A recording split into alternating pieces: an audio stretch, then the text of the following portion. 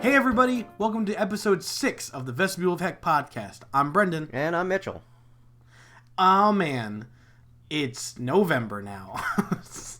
And what's your point? There's no point. Nothing matters. Good, great. How have you been this week? I've been pretty good. Friday could have been better. Oh yeah, what was Friday? Me sitting around, waiting on somebody to jump online so we could record a podcast. All right, listen, here's the thing. We had a horrible Wi-Fi outage at the school. Yeah, there was something wrong with the servers or something. I don't know. Yeah, excuses. Someone explained it, but it didn't make any sense. Yeah, excuses are fine. They're pretty good. Oh, we'll see what I think it was. I think it was the school trying to silence election talk. Okay. Because conspiracy theories are fun. Yeah, well, they can be. I find great joy in all things conspiratorial. I find more joy in the absurd ones. I find more joy in the mole people ones than I do in or the crab people. Yeah, or the lizard people or the whatever blank people. Like hybrid people, alien, animal things. I subscribe very heavily to the reptile government thing. It's the only thing that makes the world okay for me. Is to think that there's a horrible, malevolent race of lizard aliens that want to kill us and take our planet as resources. Okay. I also believe in flat Earth, hollow Earth. I believe in them simultaneously. Imagine two frisbees on top of each other. That's how flat Earth, hollow Earth works. Okay. Right. So what happened was the first whatever. You know what? let's not get into it. Yeah, it's probably better off that way. All I was trying to get to is that we're recording on Sunday. Just for full disclosure, we're gonna try to record on Sundays from now on, so that our hot football takes can be even hotter, fresh off the griddle. Yeah. Something we kind of realized. Luckily, with me not being here Friday. We miss a lot of things that happen on Fridays, Saturdays, and Sundays. The end of the week. Having a podcast that's recorded kind of in the middle part, not really the greatest for being up to date. Well, I mean, we missed some stuff last date, week, but 6 days behind. Right, but I mean, if you're looking at the week starting on Monday, ending on Sunday, I just think it gives us a better opportunity to, like you said, take the hottest possible takes. So yeah, in that vein, I say we have a little bit of we have a double dose of football since we have last week's and earlier today. So I think we should just do our player of the week nods. All right. So first player of the week, best player all time, 2K forever. Player of the week every week. Player of the week every week. Rob Gronkowski was back in the spotlight this week. He made his 69th touchdown reception. So that's awesome. Funny enough, more awesome. Funny enough, though, that's somehow not the story. the record breaking becoming more record breaking is not the story. The story we have was there's something thrown onto the field during their game with the Bills. Something generally phallus shaped. Well, let's not mince words. It was a dildo. Yeah, it was. Someone threw a fucking dildo onto the field, at least not onto the field, on the sideline. So now, it was on the field. Oh, it was on the field. Yeah, it was about on the 5-yard line. So they really chucked that wiener. I imagine the Browns probably want to sign him as a quarterback. Well, we'll get there. Yeah, my stale jokes. Don't worry. So there's 2 stories regarding that. I'll give you the one that's not the player of the week story right now, and it's just that the dildo had written Tom Brady's mouth guard on it. I didn't know about that. Yeah. Yep. I didn't read about that. I read the part, the why Rob Gronkowski is the greatest part. I did not get to hear about this. Seriously? That was posted, a picture of it was posted on social media, I imagine by the person who threw it, later in the day. And yeah, yep. Tom Brady's mouth guard. First of all, would probably make a terrible mouth guard. Yeah, wouldn't really help anything. Oh my god. So they threw this dildo onto the field. And after the game, while being interviewed about his Hellerad 69, Gronk was asked about the dildo. Now, this is actually after the reporters were specifically told, do not ask about the dildo. And probably especially Gronkowski. I imagine like they got a memo like, don't ask anyone about the dildo, and then like P.S. especially don't ask Rob Gronkowski about the dildo. Yeah. Now, American Hero reporter, whose name I unfortunately don't know, mustered up the courage to ask about the dildo. And he basically just asked for old Gronk's thoughts. Like, what was that all about? What's Gronk's hot take? So Gronk decided he would take a little jab. He didn't think the walloping on the field was enough. If you will, he took a little stroke at the bill. Now, as he was his spokesperson, the person that's always next to you when you do the interviews, called the press conference over. He said, like, that's it. So as Gronkowski was leaving the podium, he just kind of like gives you a little under his breath, yeah, I think that was for the Bills. Rob Gronkowski is the savior of all sports. He's the savior of the American dream. He is the savior of comedy. He's such a genuinely awesome person. He's a national treasure. We need to get he needs his own stadium. Where's the Gronkowski Stadium? I imagine when he retires, he'll probably be constantly hosting camps, and he's just a hero. So he can never be allowed to stop. I hope he goes into broadcast. Oh my lord! I want to get once he retires, let's try and get him on the show. Let's try and recruit him to be a weekly member of Vestibule of Heck. I mean, we're not waiting until he retires. We're going hard in the recruiting right now. Okay, so this is our official proposal to Robert Gronkowski. Or anybody who knows him. If any of the 15 people who listen to this every week happen to know somebody who knows Gronkowski, just put it out there. Tell him to email us at heckmedia@gmail.com. Hit us up on Twitter. At the end of every single one of our tweets, I've been tweeting directly at him, at Rob Gronkowski, we love you. Hopefully that'll get his attention. Someday Senpai will notice us. Senpai will someday notice us. And when he does, he'll be a weekly member of the podcast. We're not going to pay him. I hope he knows that. Oh yeah, also make that abundantly clear. You're not getting money, Rob Gronkowski. We don't have that. Because this is old news, I think we should just jump right into this week's Player of the Week. The Patriots had a bye this week, so we can't have another Gronkowski moment. Because we would have. He is a gold mine on an infinite well of fantasticism. So much like how LeBron James doesn't win the MVP of the NBA every year because of voter fatigue, we have to give somebody else the nod this week. And I've chosen to give it to American hero Travis Kelce. Travis Kelce. Who's Kelce play for? He plays for the Kansas City Chiefs, tight end. And what did he do this week? This week, to put it bluntly, he flagged an official. Now, you were telling me this before the podcast. I don't really follow football very closely. I was nose deep in basketball and baseball this week. However, what the hell does that mean? Okay, so on a play, he didn't like the result of a play, so he started jawing at the ref. And as you know, you're only allowed a certain amount of that. You can't cross a line, or you're gonna get a personal foul. Right. So he got flagged for whatever you want to call it.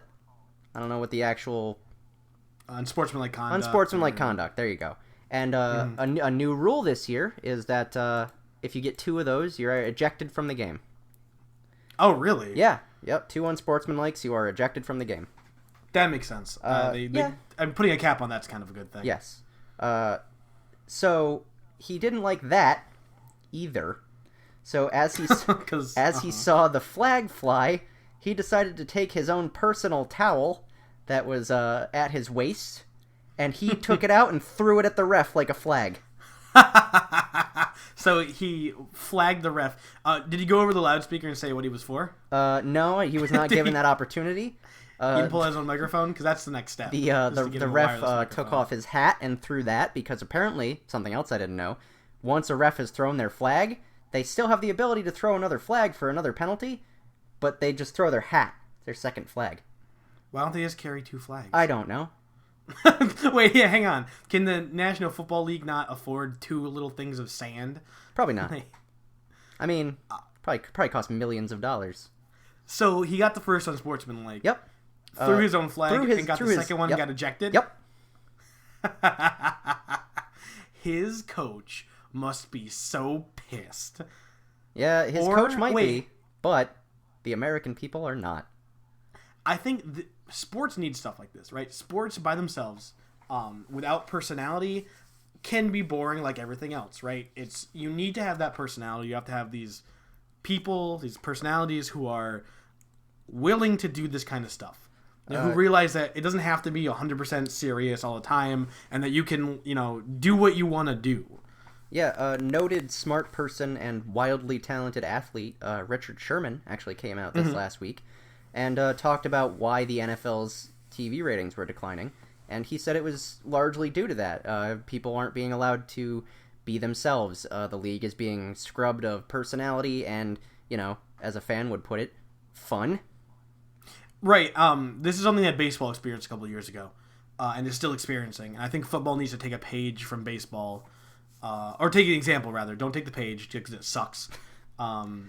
Look at baseball, see how it has declined ratings consistently for the past forever.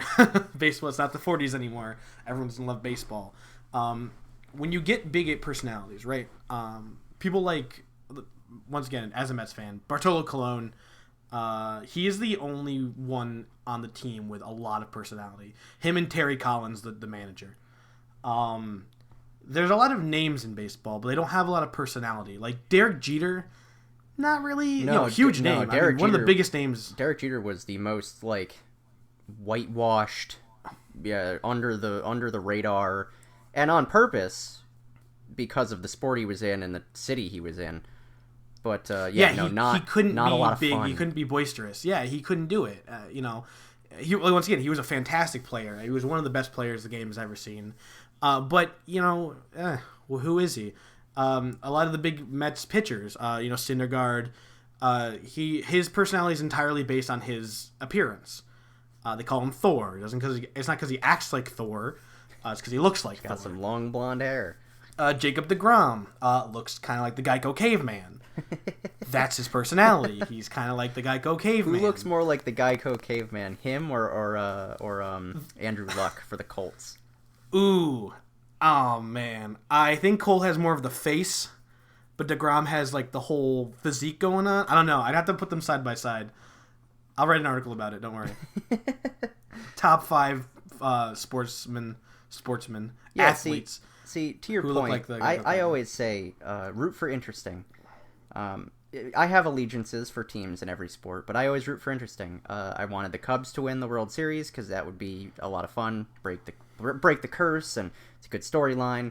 I'm enjoying the Browns losing every week because culminating losses are more fun to watch. Individually the games are kind of boring, but being able to root for them to lose, lose another one. It's gonna be more fun that way. I feel so bad for the Browns. I don't feel that bad for the Browns. Okay, I don't feel bad. I don't lose sleep at night. But looking at their stats and looking at they're currently on a 10-game losing streak.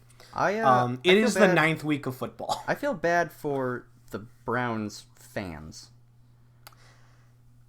Whoever's left. Well, yeah, but that's, people that were born into this. My dad was a Browns fan. He saw them when they were actually good, blah, blah, blah. I haven't seen them win a fucking playoff game ever. Browns, were they from Cleveland?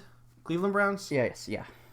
Yeah, so everyone in Cleveland just cries every night. Yeah, well, they lose sleep over it. For a long time, I'm sure they did because they had the biggest drought of any major city because they had until the Cavaliers won the NBA championship last year. Because they have the Cavaliers, they have the Browns, and they have the Indians, and the Chicago. No, that's the Chicago. They don't have a hockey team, I don't think. But they have 3 major sports teams, and they went 65 years, I think, without a professional sports title. That's got to be... Somebody was born and died never seeing anyone from Cleveland get anything good. Yep. And that's why... That's awful. Not to get too much into this, but that's why the reaction when LeBron left for Miami initially was so bad. Because it was like, oh, we have the savior of basketball, the best player on earth, and he's gone. And there he goes. Watch him walk away. Make sure you wave. Last time you're going to see him until he comes back to kick your ass. Like... That's unfortunate. But yeah, I root a lot for losing, but then I also root a lot for winning. Like, I'm not a Patriots fan, but I love watching the Patriots because, like, Tom Brady is unprecedented greatness, and the way they play football is an anomaly, and they always win, and it's just shocking every week. Like, and Rob Gronkowski. And Rob Gronkowski, because he's a hero. But it's like, oh, they have two tiny white receivers, and they both scored 2 touchdowns on you. How? What happened? Right, like they're like the underdog team from the sports movie, but they're ridiculously good. They're like simultaneously like the big bully team and also the nerds. Yeah, they are somehow the most interesting. It's hard for that to be the case. A team that wins all the time to still be a really, really interesting story. Because, like, Tom Brady's 39 years old and he's playing the best football he's ever played. They have, they've perennially made tiny white guys all-star receivers. They've just played the game completely different than anybody else. And every year they're good and every year they're fun. Yeah, and, like, I remember even when I was young, like, even when we were little, people were Patriots fans. Like, no, people don't stop being Patriots fans. I think a lot of people who are like for the Patriots, they maintain and retain a lot of their fans. Yeah, and it's super interesting though because if you look at other sports, the teams that continue to win, yeah, they all draw ire and dislike as the Patriots have, but often they get. My favorite basketball team is the Spurs. They're probably the biggest dynasty in sports right now because over the last. I don't think they've missed the playoffs. I think they've missed the playoffs once in my lifetime. Okay. And so they're just perennially really good, but they always get the criticism of, well, they play a boring style of basketball, they're not fun to watch, blah, blah, blah.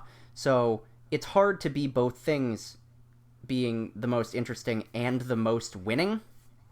Right, because I think a lot of interesting things in sports and in life in general come from failure, right? Because it makes you desperate. The desire to win and the impossible challenge ahead of you makes you get creative. It makes you get, because all the teams that are creative and do well, like the Patriots, they're doing that because they need to, right? It's necessity. If they didn't play a really interesting, innovative kind of football, they'd be done for. They'd be toast. Well, sure, but it's also desire because they could get whatever free agent they want. True, as the Patriots, I mean, they are definitely one of the highest grossing teams in the NFL. When, for example, I mean, it's a salary cap league, but it's the draw-up. They could probably get people to take less money to play with them. I mean, right, because they also know, like, if they're a Patriot, like, they're going to get advertising deals. They're going to get, like, Gronkowski doesn't spend he doesn't spend any of his contract money. Yeah, we talked about that last week. Yes, we did. And they got Martellus Bennett this offseason, and he's been kind of a locker room menace, but they took him in, and he's been nothing but, he hasn't done anything out of line. He's been playing great. It's just unreal, and they got him for, not a super bargain, but less than his market value would probably dictate because people go ring chasing. Right, yeah, because they want to, you want to achieve greatness, and the best way to achieve greatness is to follow those who are great. Yeah, I mean, the more you're around greatness. I mean, the Spurs last year, they got a guy named David West, who he's super ring chasing now because he came to the Spurs last year and left the Spurs this year for the Warriors. But he's in the tail end of his career. He signed for the veteran minimum at the Spurs, and I believe he did the same for the Warriors. So he got offers of, I believe, over $10 million a year and signed for something close to $2 million. Right, and I think because he's at a point where he's like, listen, I don't need all this. Like, I want the ring. I want the prestige. I've got the money. Yeah. Now we can, which I think is fantastic. But that's why I really like college sports. The motivation. It's all about the prestige more than the money. Yeah, exactly. Like, for example, I mentioned it last week. I think the week before also. I think you mentioned it every week. I'm the sports writer for our school newspaper. So I've been watching a lot of the college games. Namely, hockey is huge up here. We're right near the Canadian border, so hockey is enormous, right? And you have these kids who come from all over the country. We get kids from like North Dakota and like Colorado, California, Canada. Kids from Canada come to this American school to play hockey. That's like an American player going to Japan to play baseball. Are you guys a D1 hockey school? Yes. Wow. Yep. All right. Cool. Oh yeah, man. It's crazy. But we're also like, top ranking. I mean, we always make it. Well, yeah. I mean, Division 1 is what really matters. If you're in Division 1, you'll draw people. I just didn't know that your school was a Division 1 hockey school. It's pretty cool. Yep. And which is great because you go to the games, and I think this is something that ties in with the entertainment part of it. Our team is really good. Our team is very strange. The team is very slow paced comparatively to other teams. The other week we played another school, and we had 7 penalties on us, right? So we had 7 2-minute stints in the penalty box for 7 of our players, and they had 5, right? But during their power plays, like during when they had the power play, they shot 20 times on goal in 5 power plays. Made none of them. Yeah. Made none of those shots. Our team, 5 power plays, 6 shots in total, made 1 of them. They're very measured. Like it's very every other team seems spots. Rushed. Exactly. They don't the team, the Bears were very very much willing to wait. And while it doesn't always give the best like entertainment value by itself, when you have the other team they're kind of brash, they're quick-tempered also, and with hockey, a very physical sport. It's I always tell people it's the closest you can get to gladiatorial combat in America. Well, I mean, it's just MMA is a thing. Yeah, but the way kids hit each other in hockey, holy crap! Oh, like MMA, yeah, for sure. Right, like one-on-one MMA, absolutely. But as far as like team sports goes, I think hockey is the closest you're going to get to kids just killing each other, or just people just killing each other. Seriously, a kid got hit so hard the other week he did a full flip, almost decapitated another kid. It was tight. Statistically, the most dangerous sport is football. Oh, right. But it doesn't look as dangerous. Yeah, right? Yeah. I think big hits in football are a lot less common than big hits in hockey, especially because the hockey arenas are typically smaller. I mean, they're way smaller than 100. Oh, well, yeah, yard. God, yeah. And you have walls. Imagine if the NFL had walls. Well, I mean, that's actually there was not a wall, but there was something of a problem last year. Before the Rams moved to LA, their old stadium had like concrete sections of like the floor, like outside of like in a big ring around the field. So like, Jesus. Well, yeah, so it was like turf all the way out to like where the stands would be, but like 5 feet from the stands to 5 feet in front of the stands was just fucking concrete. Oh my god. Yeah, and some player, I don't remember who, just bit it and like ruined their leg. Oh yeah, I mean that's an injury you're not gonna come back from like until years of therapy. At that point, you're out of the game. Yeah, like, so it was not great. Money. So well, that, and if it was the Rams stadium, it was probably old turf, right? So there was concrete under the turf, anyways. No, I think they had everything else was proper set up. Did they have like new turf? Because I think so. Are you aware of how old turf worked? Yes. Like the OG AstroTurf. Yeah. Holy shit! What a terrible idea. You might as well have been playing in like a parking lot. Just go brief for the people that don't know. Oh, so the way old AstroTurf worked before it was just not AstroTurf, it was a concrete base and then the AstroTurf. You just kind of roll it out. It was almost like it was like a sod, right? And so you'd roll out like a fucking area rug for your hardwood floor. I don't know if you've ever fallen on a rug in a hardwood floor, but you're basically just falling on the hardwood floor at that not point. Great. Right, and so you'd have, 300-pound men slamming each other into the concrete. Like, Yeah, and it would destroy ankles. It would destroy you couldn't play on AstroTurf. Man, I wonder why concussions were a problem. Yeah, and that's when padding and helmets was a lot more lax too. Like the amount of padding and stuff they have now, it's kind of like the chin straps optional era. Oh yeah, and even the design of the helmets. Like you look at the helmets now, and they're usually not one solid piece. Like they've separation to like shock absorbing. Yeah. It's like good Kevlar armor. It's layered, it's plated, But holy shit! Imagine basically just wearing a bike helmet. Right, like a shitty foam bike helmet. Kid's bike helmet, yeah. And imagine being picked up and slammed into the ground for 45 minutes straight. Ooh, Lord. Yeah, probably not a good time. No, and it was awful. There was a high school in upstate New York, Amsterdam High School. They had AstroTurf, like OG AstroTurf for a long time, and then they finally switched it out. And I remember playing there. Pre and post changing of AstroTurf. Oh my god, it was awful. And I was a lineman. That was terrible. It's full contact all the time. Yeah, it's and digging into that, there's no shock absorption. You're hitting it all in your ankles and your knees. I would go home and just bruises, more than usual. Just my feet would just ache for days. Well, yeah, because, when you're on the line, every single play, or almost every single play, either you're going to the ground or the person you're going up against is. Yeah, very seldomly was it all right, we're just going to not... if they're running an out, right? Usually it's okay, if I'm on the left and they're running an out to the right, I don't really have to worry about my defender because there's no way he's going to catch up to him with all these people in the way. You kind of just have to, be in the way for a second. Yeah. It's all right, I need to stop you for 1 second while they hand the ball to someone. But, you pass protection or runs up the middle or a screen in either direction. And our team loved passing because we had some really good quarterbacks. And it was just, every play. Just oh, boy, time to dig into this crushed up tire and concrete mix. Oh boy.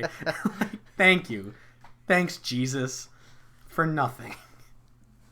So, speaking of things in football that are not necessarily good and might need to be changed, according to some people, Chief Wahoo. That's not football.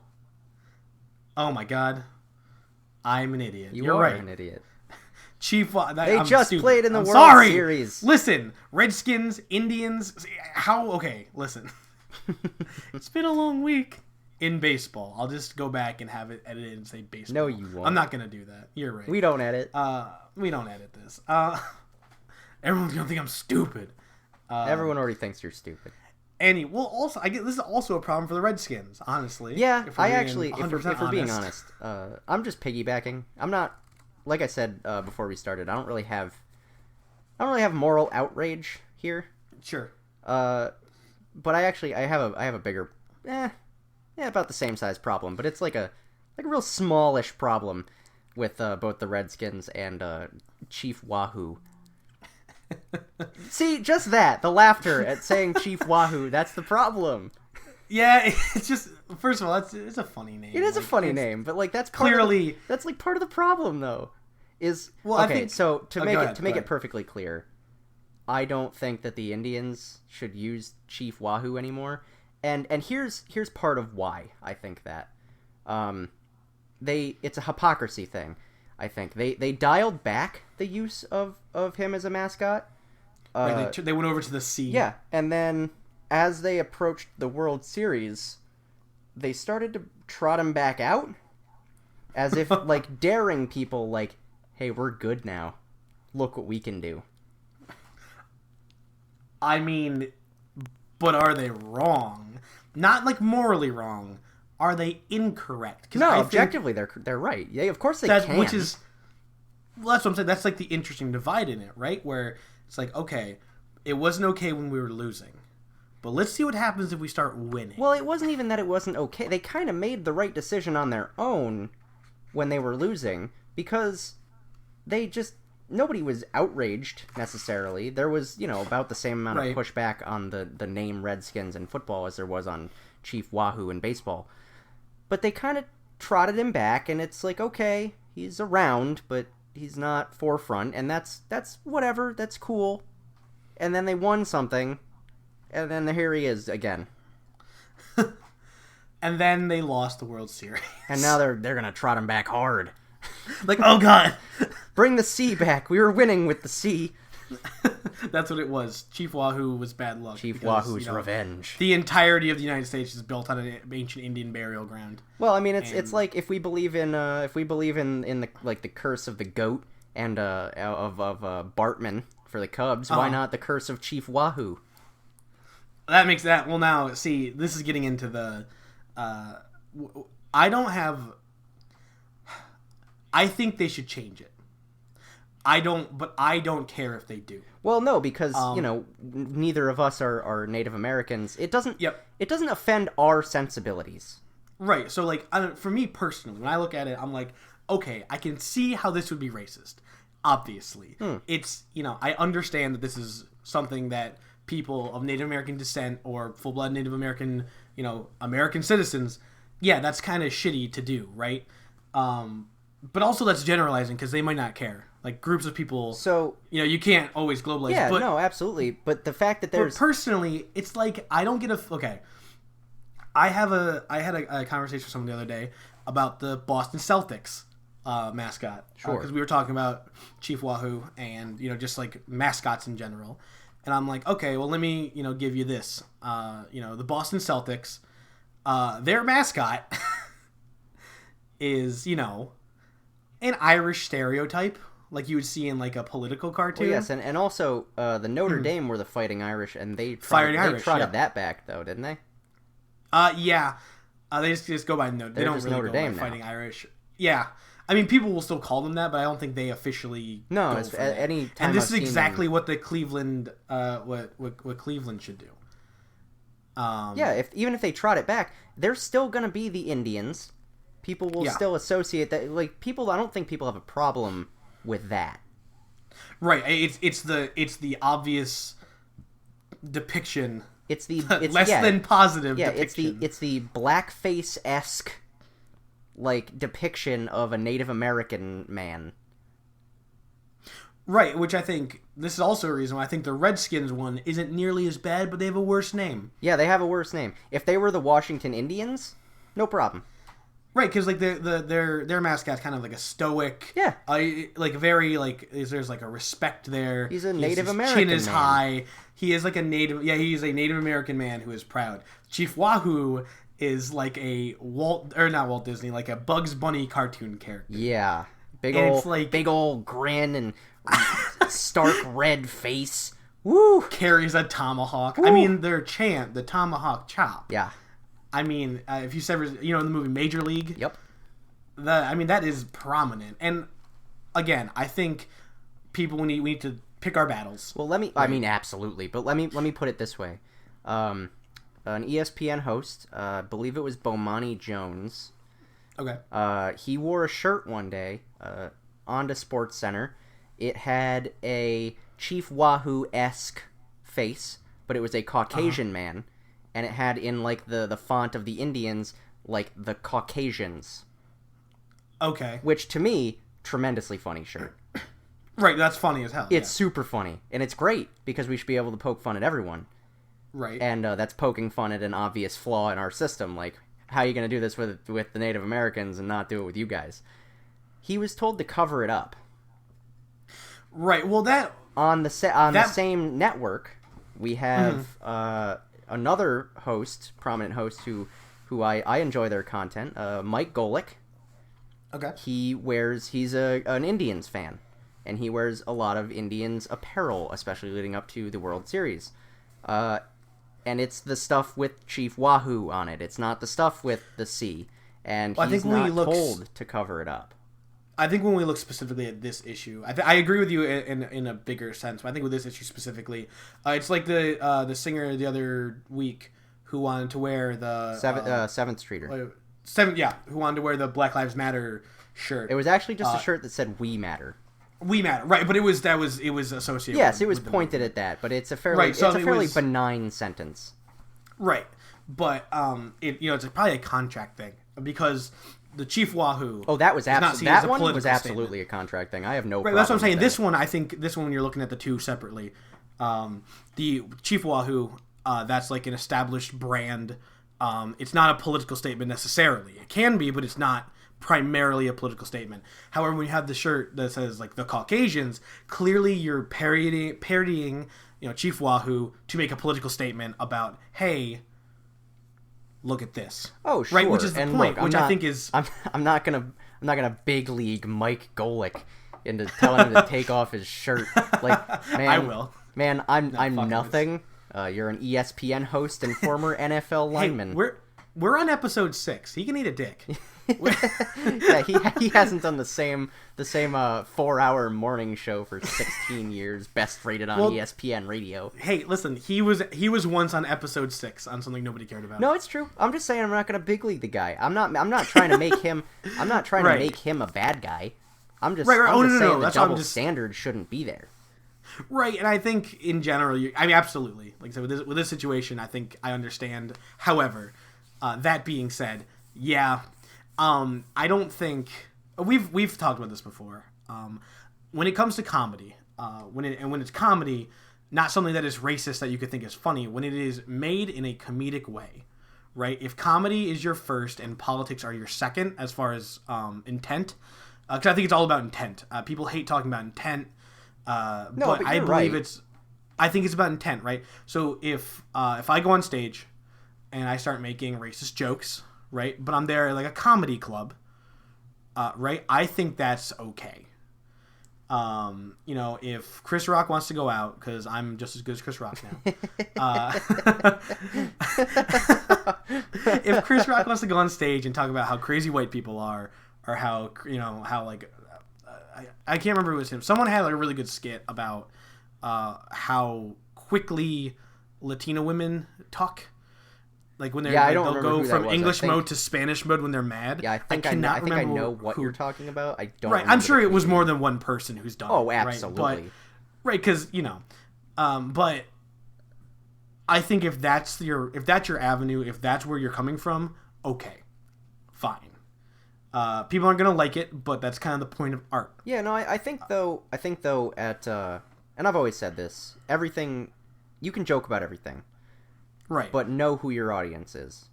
Right, like I'm not gonna go to like my friends who live here and start making sports jokes. Like a lot of the guys I live with are not sports fans. Yeah. So if I'm gonna go make a Rob Gronkowski joke, like they'll appreciate the 69, but they won't appreciate the full extent. They won't appreciate the Tom Brady's American hero. Right, they won't appreciate my new Lord and Savior Rob Gronkowski. Or like if I tell them about the dildo thing, they'll think the dildo thing is funny. They'll think the Tom Brady mouthpiece thing is funny, but they won't fully understand or care that it was like during a game and it made it all the way to the field and they told somebody not to talk about it, because like you need to know things, right? You need to have like a depth of knowledge that you can pull from to understand why that joke, like in all of its complexities, are hilarious. And it works the same way for offensive media at all. Is I think it's important to know where you come from. Right. Me, I would probably never make a racist joke, especially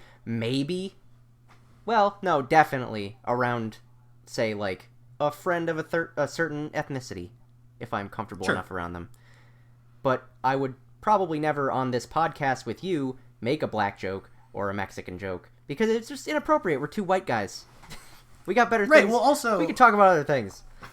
Right, and I think that's it's a lot about, like, hey, why is this relevant? Well, to bring it back to our podcast listeners, when Black Academics was on, we made that whole profile blacks joke. Yep, context. Good it's joke. All about context. I would never make that joke if it was just the two of us. Right, because he laughed, I laughed, you laughed, the toaster laughed, we shot the toaster, and we moved on. It was an easy little joke that was completely non-malicious and did not have a malicious intent. But if it's you and I sitting here, like you're saying, like two white dudes, right? And I don't want that to sound like the negative connotation a lot of people give it. Two dudes just what it is. Who are white. It's what it is, right? And we make a joke about Asians. All right? More acceptable in the sphere of racist jokes, but still not great. No, because it's the same like talking shit about someone behind their back. It's dishonorable, honestly. You know, it sounds a little archaic and lame to put it in such a frame, but that's just like, you're a wiener. You're being a wiener. Yeah, if you can't say it to someone's face, don't say it. And sure, I think we poke enough fun at ourselves that if we happen to sideswipe somebody on accident, just on reflex, I can get away with it.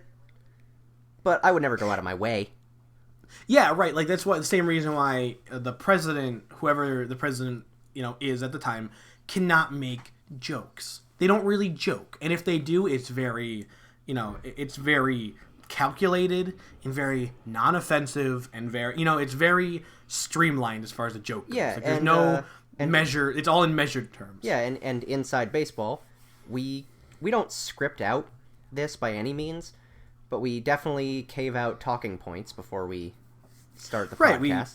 We do like a list, a checklist. I would never bring on a topic that was, you know, quote unquote racist or what have you, even if I thought it was funny, just because of who we are. We don't need to be habitual line steppers. We can be amusing without that. So why not just do that? Right, there's no reason to take the unnecessary risk when we can have just as much fun and be just as funny doing something else. It's almost like, yeah, I could go and get drunk at a bar, right? Or I could stay home and get drunk. Is it going to be different? Sure, right? But they both kind of produce the same result in the end. Yeah, fair enough. So why spend the extra money at the bar? You know, have to worry about transportation, have to worry about a potential DUI if you're driving, God forbid, you know, and all that, when you could just stay at home and turn on Netflix and just drink a fifth of vodka and drink 3/5 of vodka and go the fuck to sleep. The main point I'm getting at is we need to diversify our employ so we can make more racist jokes. Right, so we can get away with it. We can be like, no, look, we're good. Yeah, we got to contact black academics, get them on full time. Well, listen, that's the plan. Well, you know, someday. I want him for video content. Oh, absolutely, because it'll make us look cool too. Yeah, look, we got a black friend. Look, we did it. Which is funny because like our group of friends is very diverse. Yeah, fairly. Like, which is, I mean, you know, up here at school, you know, less so because it's the North Country, the barren North, primarily white, right? Canadian, like that part of Canada, the part of the Canadian border, primarily white. So of course my friends are going to be primarily white, just statistically speaking. But we come from an area that is pretty diverse as far as people from different races, backgrounds, and creeds. So like when we get a group of people together, it's always interesting. You know, male, female, other, you know, black, white, other. Let's see what I'm doing is I'm being super racist, and I'm like, no, these are the parts that matter, and these are the people who don't. Well, I mean, no, yeah, because like, you can't say like black, white, and brown because that's, you know, perceived as not great. Right. Yeah, and it's just like, God damn it. It's a very, I think ultimately it's a very complicated issue. Has a lot of nuance, but it also has a lot of subjectiveness to it. There's no objective answer. Because if you look at it as like Chief Wahoo is like a cartoon, right? Is that not the joke within itself that he's exaggerated? He's like a caricature? Well, sure, but it's all about... But then the other side, it's like, well, yeah, he's a caricature, but Jesus Christ, he's a racist one. Yeah, like... it's about individual sensibilities. Yeah. And I think the smallest service that we can do to the people around us is just listen. When people say, you know, Black Lives Matter, why do you shut them down with, no, all lives matter? Just, they're crying out for help. Listen to their sensibilities. That's all you have to do. You don't have to do anything about it. Listen. That's it. Right. Everyone deserves to be listened to. Everyone deserves to have their moment on the platform, on the stage, saying what they want to say. Like you said, you don't have to give a shit. You never have to give a shit about anything. Yeah, just you listen. Get to decide. The cool thing about being a human is that you get to decide what to give a shit about and what not to give a shit about.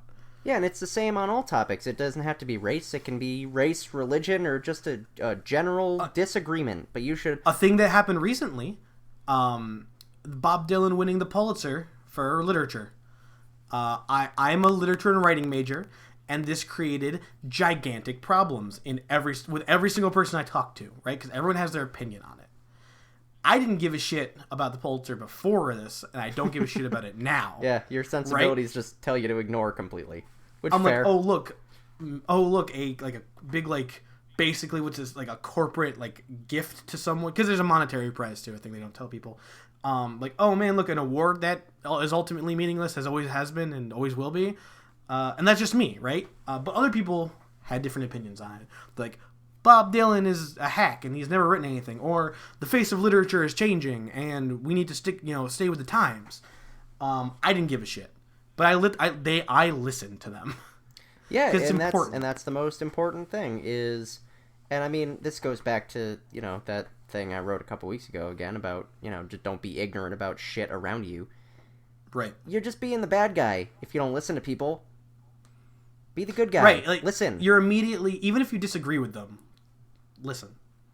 Yeah. Yeah, I disagree with most people. I still listen to their points.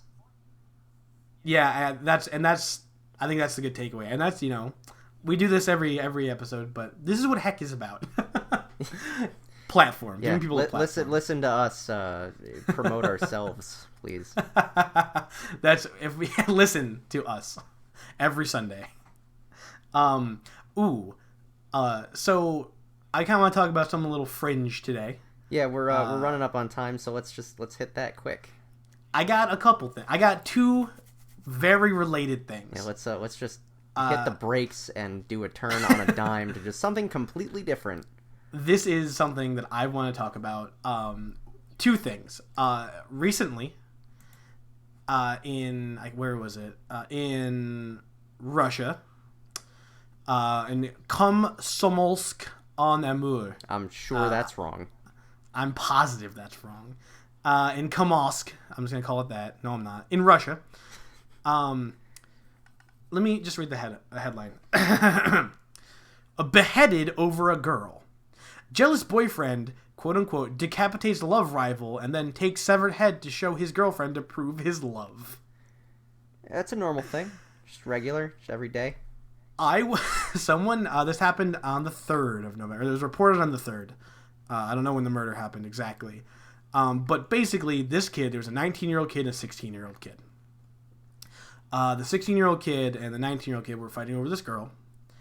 And the 16-year-old, whose name was, I don't think they're saying his name, whatever, went to the other guy who he was, fighting over this girl. So, real quick, though. Real quick. Ahead. All I'm thinking of right now is like one of those, just girly things. Pictures. When boys fight over you. When boys fight over you, and it's just this fucking guy with a head. It was, so what he did, he fought the kid, beat him, and then decapitated him with a knife. I have to imagine this is like a Crocodile Dundee knife, right? Like, this is a knife. This is a knife. It's like a big Bowie knife, yeah. Like one of those. I imagine that, or it's like one of those Walmart machetes. Butter knife. Butter also, or a box cutter. When this kind of thing happens, I assume that this person is so deranged they didn't think it through, right? Because most killers are passionate killers. Right? Knife is a pretty broad spectrum. Right. They didn't specify what kind. I'm like, damn it. But they didn't say sword. Because if it was a sword, they would have said sword. They would have said sword, because that would have been some good clicks. And so he cut this kid's head off, put it in a bag, and brought it to the girl. And like, look, I love you. Just girly things. When boys give you presents, and it's just a decapitated head. Bloody head in a bag. And it's just like, oh my, listen. I am a heterosexual. I like girls. There is no girl I've ever met. Dude, I don't like anything that much. There are things that I'd just be like, would you behead someone for this? Be like, no. What the heck? No. What's the price point? What's the price point? What's the price point? Yeah. Like, what? Yeah. I'd have to be defending. No. Someone money that I love. Oh, money. How? $10. Seriously. No. Like a real price point. Yeah. Are we assuming that I'm not going to get caught or prosecuted? Of course. Okay, so this is on the assumption that I'm beheading this. Do I have to fight him, or is it just gonna be like I just get to go saw his head off? It's just a clinical beheading with a knife. Okay, so he's on the table. Yeah. I imagine it's in a surgery, a room, like an ER. I mean, he's as knocked out as he could be with fists. He's not He's not like anesthetized. Yeah. So he's gonna wake up. He's in the state that this person was in when they got beheaded. Okay, so he's just like woozy. He will be awake. Do I get to choose what I kill him with, or do I have to kill him with a knife? It's a knife. Okay, so and I'm imagining... It's beheading, homie. It's not just killing him. Oh, well, yeah, also that, right? Okay, so I'm imagining it's like either like a Rambo knife or like a like a Bowie knife. Yeah, that's what I would assume. How much is another human's life worth to me? $15. No. Want to see me use the same joke 3 times? $20. Yes, just up it by $5 until it stops being funny. It's spoiler alert. It's not being funny at $15. I'm gonna say I would do it for.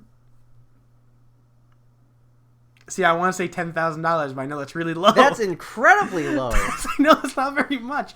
But like I can do a lot of $10,000. I know. That's why I want to say it's higher, but it's not. You're a madman. Just listen. It's not my fault. Fine.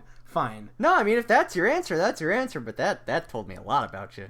$10,000 and $5. I am never gonna turn my back on you again. Listen, okay, and it's not like I don't understand how money works thing. Like I don't know, like $10,000 seems fair. It does not. I mean, listen, I wouldn't pay more than $10,000 if I wanted someone beheaded. You're gonna see that when you close your eyes. Yeah, but $10,000, I mean, that'll pay for therapy. Yeah, just barely. Maybe I'll break even. You're insane. I don't want to make a giant profit of someone dying. That's fucked up. I absolutely, like, if someone said, like, I'm gonna pay you whatever to do this. Listen, $10,000 is my minimum. Like, that's as low as I'll go. That's insane. I don't really If someone was like, hey, look, I'll give you $10,000 to do this. No. Listen, you can say anything in that like cadence and tone, and it sounds bad. Hey man, like, I'm gonna give you $10,000 to cut this guy's head off. Like I will give you $10,000 to kill this man. Like, all right. No. Oh, it's not okay. I don't think it's that bad. You're crazy. That's not bad of a price. What's your fucking number, Mister? I mean, it's got to be life-changing money. You don't think $10,000 would change your life? No. I think it would. I make 3 times that in a year. Well, yeah, that's a low amount of money. I don't even make very much. Well, imagine that you don't have to work for a third of the year, and how much you could get done. Yeah, I can't just quit my job for a third of the year. Oh, you could. Hey, sorry, I got a windfall of $10,000 by cutting a guy's head off. See you in 4 months. I think you absolutely. If I overran a business and someone said that to me, I'd be like, all right, because they're gonna cut my head off if I say no. my bottom line has to be like at least 6 figures. I'm thinking like $250,000. See, they would take me over you any day. Yeah, they absolutely would. You guys stay competitive in this marketplace. What if you depraved motherfucker? No, listen. Here's the situation. If someone's paying you $10,000 to do this, right? It's not like some entity, right? If you're not just like $10,000 is not going to shoot out of his neck, right? I mean, you don't know. He could be a Pez dispenser of money. Like you cut his head off, and like there's a check in there. Yeah. Well, that makes it a little different. You don't know.